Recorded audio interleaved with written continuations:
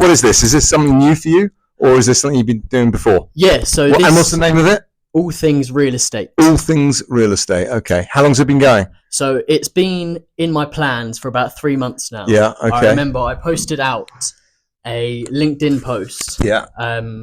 Asking, basically stating the reason why. So the reason why I'd love to do this is to help educate and inspire students like myself. Yep. Who are trying to break in to the real estate industry. Mm-hmm.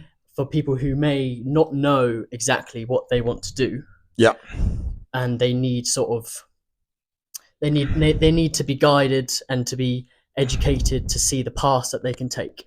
Tell me, is that inspired by you not knowing what you want to do? So I started university originally wanting to go into planning and development sort of thing.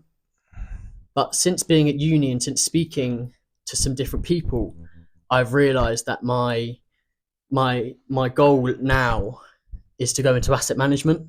Yeah. And I think if I didn't, one, go to university, and two, speak to people in the industry, I still wouldn't know. Okay. And tell me, like, you approached me, I guess, yesterday, right? To do this. Why yesterday and me? What have you been doing this week? Because I think what you stand for and what this Project Daisy stands for as well, really links with my aims of this channel, I guess. Yeah. It's still to help educate and inspire students. Yeah. Like you said, you've been saying it all week on how the reason you're doing this was to help students learn. So could you talk about more why Project Daisy? Yeah, well, look, we've just finished the week, right? So I'm full with ideas of what to do next with this. And I've just had a couple of students, your friends and people that were on this week's cohort, tell me a couple of things. One of which said, I've never learned so much in 1 week than I have done in all of my studies. Which was a testament to the speakers and everyone that we got involved. And, never did I imagine it would have that much impact on one person. And you could sense the energy in the room. We recorded a fair amount of it, but it felt like it wasn't that one person, right? Yeah. Someone else said to me with tears in their eyes that they've never had such an enjoyable, focused time in studying real estate, and recognizes that there's a place for her and women in this industry, and she didn't feel that beforehand. Now, I never tried to do that. I never recognized that we would do that, but that's something that's obviously come from this week for that individual. And as you know, because you've been speaking to everyone has something to say, and everyone had something incredibly positive, and it's been a real lifetime achievement for me this week. And the reason why I chose real estate to start with, and it's not just about real estate moving forward, but the reason why real estate started was my son, Jack, who's studying computer science in Canada, in Montreal right now at McGill University. About 2-3 years ago, when he was doing his A-levels, he asked if he could study in one of my office buildings. School was closed, and this was in Easter. It was just before he was really having to knuckle down for his A-level revision. School was closed. He didn't like working from home because of distractions, and he felt that the library wasn't conducive to good work because you had to get in super early to get your spots. You couldn't really go to the loo or go and get a coffee without having to secure your laptop, and if you did get up, you might lose your spot. And it, you had a lot of people in the room, and it wasn't really giving him any inspiration. So he came into one of the buildings, which is, we're in King's Cross right now in the Jellicoe, and it was at Gridiron, just down the road by King's Cross Station. And he was on the 8th floor, and he was in a beautiful co-working space. And there is a young student at 18, surrounded himself by business people doing businessy things. You feel some sort of a drive, because everyone around you are so focused on what they're doing, and they're on their own path as well, and it sort of it makes you almost want to work harder. I think that if you surround yourself by like-minded people and surround yourself by people that you aspire to be, and you get an insight of what work could be and what it could look like just at the time when you're studying, when it really, really matters, then you're going to think, yes, that's the direction I'm traveling. That's where I want to be. And I'm going to knuckle down and work harder. This isn't my quote. But I'll tell you what someone said to me once was, and this is something that's very well known in the industry, not so much real estate, but education. She said, study space in a work environment or in a business environment is nothing short of genius. Okay. And the more I think about that, the more I recognize the impact and the influence it has to come in and study within one of these buildings. Yeah. So on the first day, Jack came home and he was wearing his tracksuit.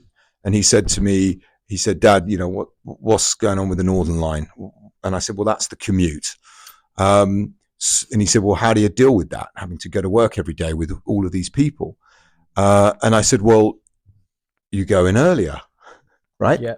Not later, you go in earlier. So the next day, he didn't put his tracksuit on because he wanted to fit in. He came into work earlier. He dealt with the commute. And he knuckled down to work. And by the end of the day, I had clients of mine in the building messaging me saying, I've just met your son, how lovely it is to have the energy of young students in the building. He asked his friends came, the parents thanked me, the clients were thanking me, and they got these soft skills of recognizing how to behave in a work environment. So they're getting a taste of what the world of work looks like just when it matters most. And that's where the idea was born, to bring students into the workplace. People have a topic at the moment where they may see vacancy rates rising in offices. Obviously working from home is such a big thing at the moment. Mm-hmm. What are your thoughts on people working from home? Because personally, I think from what I've learned this week, people need to be in offices. Yeah. If they want to maximize their drive, they want to maximize sort of knowledge between each other, mm-hmm. and create and innovate ideas. Mm-hmm. Do you think that same effect can be done through a screen at home? No. I'm very much sort of anti working from home. For me, it doesn't work. I don't enjoy it. I've worked from home all my life, but it tends to be evenings and weekends. When it comes to Monday morning, I get up and I need to go into the office to be with my colleagues. I don't often go into the office to be on my own. So I think I'm very much pro office working, and for all of the obvious reasons that you've mentioned. Now, we got hit with a big shift in working practices in COVID, which is obviously very well documented, and I don't need to repeat and explain what happened. But I think moving forward, as we see this enormous rise in technology, and the technology that we're seeing and experience now is so influential into everything that we do. And I've tried to get myself ahead of this, and I'm amazed at the incredible ability that this technology has to help and support us in every different way of life. I would safely say that as technology rises, the need for human interaction will rise. Yeah. And I think that the value of the office is only but increasing, and the value of human interaction is only but increasing. And I think that specifically for your generation, I see two very distinct bands of behavior, one of which is an audience or a generation that are riding the crest of a wave. You have the most extraordinary technology in your hands and the most extraordinary amount of information at your fingertips. Yeah. And this technology and this information that you have and this education that you can give yourself, maybe not at school or university, because I think there's a lot there that is not setting you up for success. But this extraordinary amount of technology that you have, you're able to influence and create and do so much more than my generation. And we are looking to you for advice, and we are looking for you for direction. And as I say, you're riding the crest of the wave, and there is a brilliant band of students that are doing that. And even just with this podcast that you're launching now, I would suggest you absolutely do this and build on it and show us and show everyone what you can do. Linking back to technology and real estate, such a big topic at the moment is obviously AI.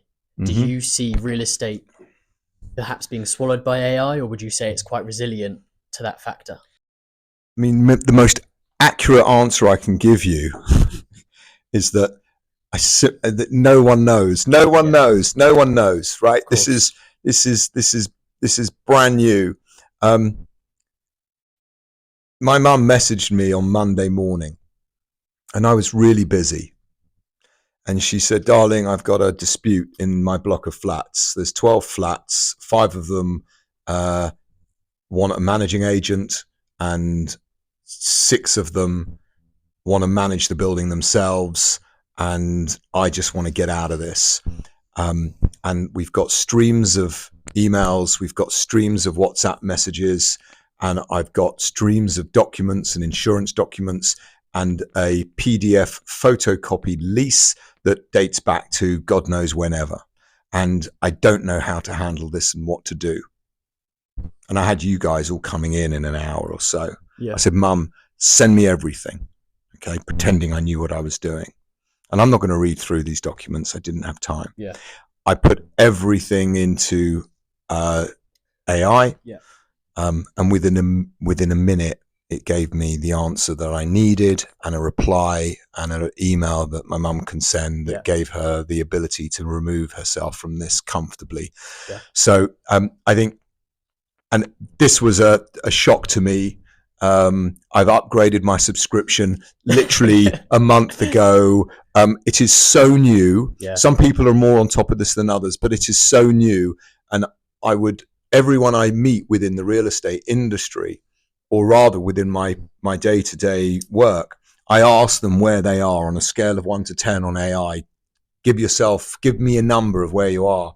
And generally, most of my generation are sub 5. Okay, whatever that means on their own scale, they're not on top of this.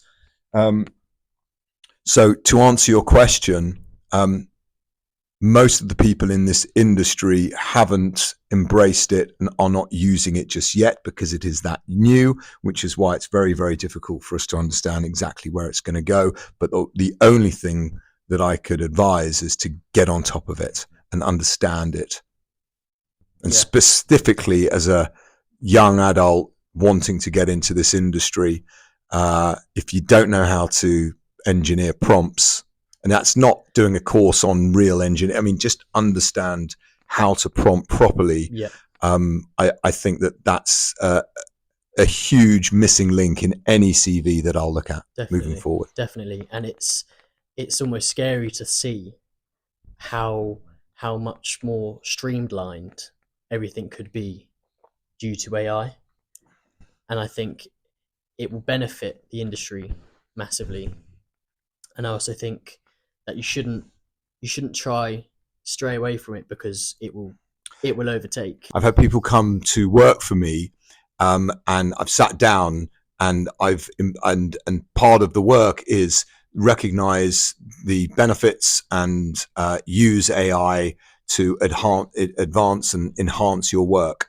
And they've come with the idea that if they use it, then it's a fail. So there's a huge disconnect between education and the workplace, where your generation are coming into work thinking, I can't use this, I've been told not to, and the employers are actually telling you we need to get on top of this. So I'm not going to go against what you're being told at school, but as an employer, is get yourself ahead of the game. I hear a lot of students tell me that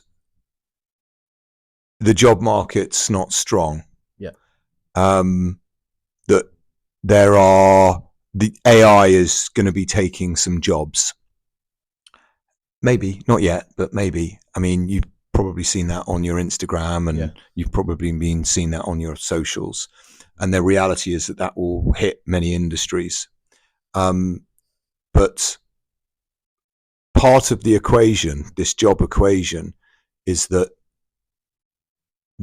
some students that are leaving school are simply not employable. Yeah. Okay. There's no jobs for them. Yeah. They're actually not employable. So don't blame anyone else. Look at yourself, right? Now, it's only part of the equation. Okay. It's only part. And the reason why is because there's such a big gap from what I see from education and the workplace. And if there is a way that we can merge the two and bring the two together, then perhaps everyone will be more employable, and the employment of graduates would be a key for any business and a priority for any business, as opposed to something that they think, nah, let's wait for them to get experience elsewhere and let's employ someone else with more experience. Linking to that, what would you say are some of the good traits which you look out for in students or just people in general when they want to work? Well, you know, look, I was the CEO of the Office Group and Fora with Charlie for 20 odd years, and that stopped about 3 years ago. So I haven't hired in the past 3 years personally, and I've done it a little for Project Daisy, but I might not be best placed to be able to answer this question, specifically in a new world with technology and hybrid working.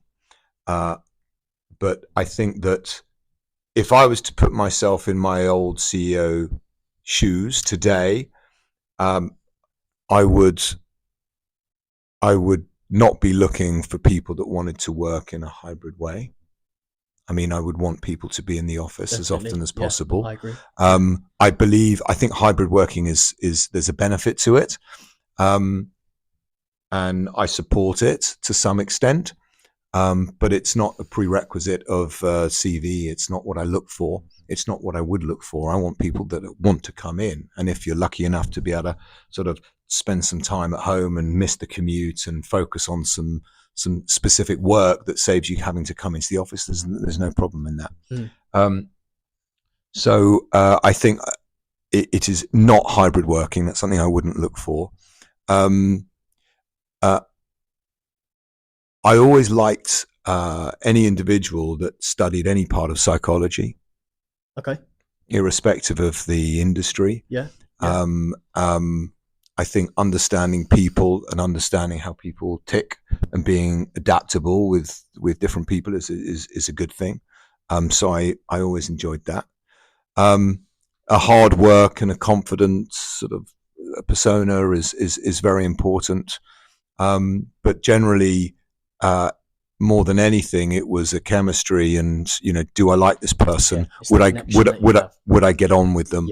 And for many years, I conducted every single interview, not the first interviews, but I did every single interview. I don't think anyone joined the business that I didn't meet. Okay. And every single person I met is, do I like this person? Would I get on with them? Yeah. And I'm a big supporter of training and getting people up to scratch. So it doesn't matter if you don't have necessary skills. I think we can get you there. So, you know, that chemistry and that connection was number one, paramount. I'm right in saying you're looking at doing more Project Daisy events in the future, not just for real estate, but for other industries as well. Yes. The idea is that, well, I'll explain a little bit more about the programs that we offer. So the first thing is A-level revision program for A-level students in Easter, where you come into the building, you get to study in one of the great co-working spaces. Every day you meet a different industry, one presentation, and it could be OpenAI. They came to see the students last time. Yeah. It could be science, it could be fashion, it could be music. And so you get an insight into different industries, very short, very quick. And then you get to study, and there are tutors there to help you. And at lunchtime, you get to meet some entrepreneurs, some successful people in work, some failed people in work, and you get to choose who you want to see from any industry. And that just runs just for a few days. The second thing is a series of events, and just finishing this week's work experience week, it's quite clear that there are plenty of smaller events that we can put on. We have had interview techniques. We have had financial literacy. We are going to do a women in tech and a women in real estate event as well, which we're being asked to do. So those are the events. We have study passes, and there is maybe 10 to 12 weeks throughout the year where you will study because of specific exams. And I sort of asked everyone today, and it was quite clear that in January there's some exams in the summer. So in January and in May and June, we're going to allow a certain number of students to come into the buildings, maybe one building. We've got up to circa 60 in London, so we could obviously do a lot more. And we'll allow students to come in and study in the buildings. No events, no talks, just come in and study around business people doing businessy things and get inspired. Okay. The last thing is these work experience weeks. And I've recognized that getting work experience is difficult. And it's difficult for an organization as well, because they have to bring one person in or a few, and it's very onerous and it's quite difficult. And sometimes the work is not what you want to be doing. But it's important for you to get work experience. Definitely. So the work experience weeks allows the contributing companies to have impact on 30 students, and all they need to do is give 1 hour, not 1 week for one student. It's 1 hour for 30 students. For the students, what you're getting is not 1 week with one company. You're getting 1 week with 30 companies. So the work experience weeks, which we've just finished, I believe is probably our flagship product. Definitely. It's something that I believe the contributing companies can sponsor, and I need them to sponsor. Because for me to sustain this and for me to grow and build this, I need to do more of it. Definitely. So if I get the businesses in real estate to sponsor, I need to do more real estate weeks. So we have the real estate week, which we will be doing twice a year now. Okay. That's in this building. I could choose other buildings as well. We were 8 times oversubscribed to this week, and I didn't fight too hard to find more students. Okay. So I like the idea of having a tech week. I think that's relevant. Definitely. And I think that's very important for today. I like the idea of having a week of work experience week for the creative industries and for hospitality as well. And I think that as technology advances, the need for human interaction advances, I think entertainment and hospitality will continue to grow. And I think that careers in entertainment and hospitality are very important. And I think that that's probably a place for us to go. But it's a fair amount of work. So I'll slowly be building this and slowly be bringing more people in to help. Just to finish off this talk, what would be your one piece of advice that you would give to students like myself who want to break into the industry? Into real estate? Yes. Into real estate. Gosh. Just come to the Project Daisy Real Estate Weeks. No. Look, I gave myself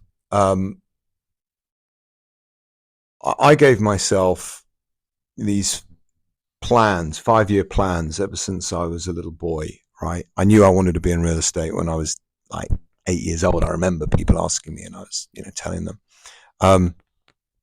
But I wasn't in a rush, okay? I wasn't in a rush. And I got my first proper job in real estate at 26 with the idea of working myself towards knowing how to run that company. Otherwise, I'll start my own. So at 26, was my first job. So I haven't answered your question. You might be able to cut this and edit it. Otherwise, keep what I said. But my one bit of advice would be, don't be in a rush. And make sure you enjoy yourself, because I enjoyed myself. Whilst you're thinking about how to get into an industry, I was able to travel and I was able to do many, many jobs. So I'm concerned at the pressure anyone feels to get into an industry. If if that's your goal, that's what will happen. But just relax with it and try to enjoy yourself. Perfect. All right. That's it. Thank Cool. you very much. That's all right. Thanks, man. Thank you. Appreciate it. Thank you.